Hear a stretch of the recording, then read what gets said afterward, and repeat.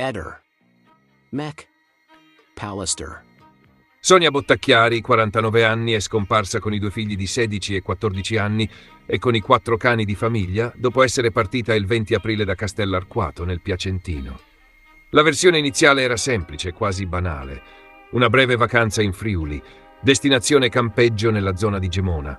Peccato che in quel campeggio non siano mai arrivati.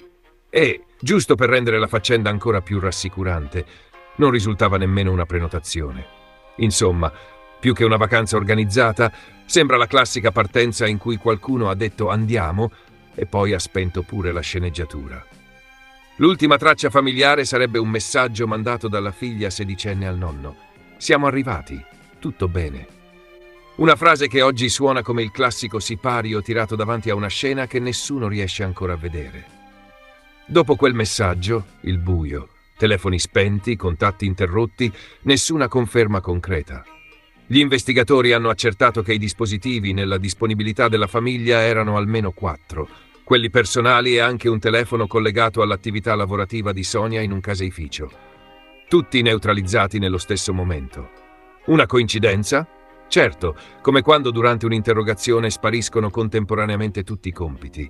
Può succedere, ma di solito qualcuno ha dato una mano al destino. La Chevrolet con cui Sonia e i figli si erano mossi è stata ritrovata a Tarcento, in provincia di Udine. Chiusa, senza che da lì in poi emergesse una pista davvero solida. Le ricerche sono state estese fino quasi alla zona del confine sloveno. In campo ci sono forze dell'ordine, protezione civile, cani molecolari, elicotteri, droni e, appena le condizioni meteo lo consentono, anche unità cinofile specializzate nella ricerca di salme. Dettaglio pesante ma inevitabile.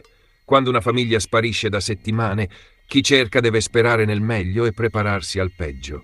La base operativa è stata collocata anche nel palazzetto dello sport di via Montegrappa a Tarcento, non lontano dal punto in cui è stata trovata l'auto. Nel frattempo sono arrivate segnalazioni, tante. Come sempre accade nei casi di scomparsa. Qualcuno li avrebbe visti qui, qualcuno li avrebbe incrociati là, qualcuno avrebbe notato il gruppo con i cani. Una delle segnalazioni parlava di un avvistamento vicino alla zona del campeggio, ma anche questa non ha trovato riscontro. Le telecamere presenti nell'area non avrebbero confermato gli avvistamenti. E qui siamo al solito balletto crudele delle indagini.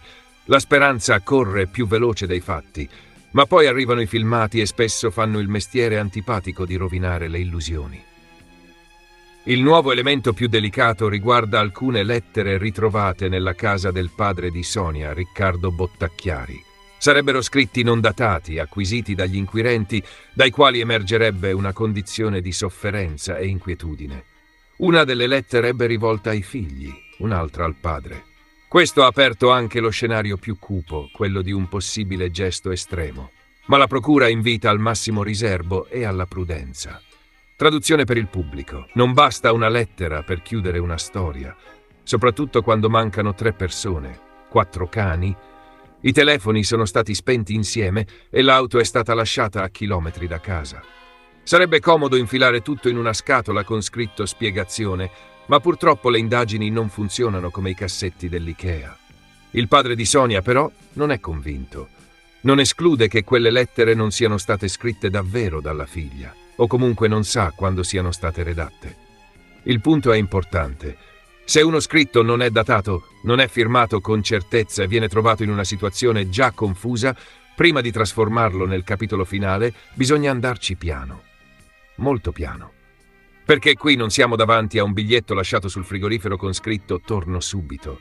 Siamo davanti a una scomparsa con minori, dispositivi spenti, spostamenti non chiariti e una famiglia intera sospesa nel nulla. C'è poi il tema della possibile fuga pianificata. Sonia, poco prima della scomparsa, si sarebbe licenziata dal supermercato dove lavorava e avrebbe incassato la liquidazione senza informare il padre. In casa sarebbero stati trovati anche segnali di una partenza preparata con cura, tra cui buste di cibo lasciate per il padre con un biglietto affettuoso. Questo elemento non dice automaticamente fuga, non dice automaticamente pericolo, non dice automaticamente niente. Dice però una cosa.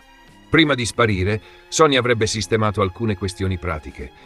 E quando una persona sistema le cose prima di allontanarsi, gli investigatori devono chiedersi se si tratti di premura, disperazione o progetto. Resta aperta anche la pista delle comunità religiose. Sonia praticava il buddismo e il padre ha ipotizzato che lei e i ragazzi possano essersi rifugiati in una comunità. Attenzione però, parlare di setta fa subito effetto. Accende il pubblico, spalanca il teatrino delle ipotesi e fa venire voglia a mezzo paese di improvvisarsi esperto di culti, manipolazione e fuga spirituale. Ma al momento l'elemento concreto è più sobrio. I carabinieri hanno avuto contatti informativi con comunità buddiste della zona e stanno verificando anche questo fronte. Fine. Il resto per ora è suggestione. E la suggestione in cronaca è come il sale. Se ne metti troppo, rovini tutto.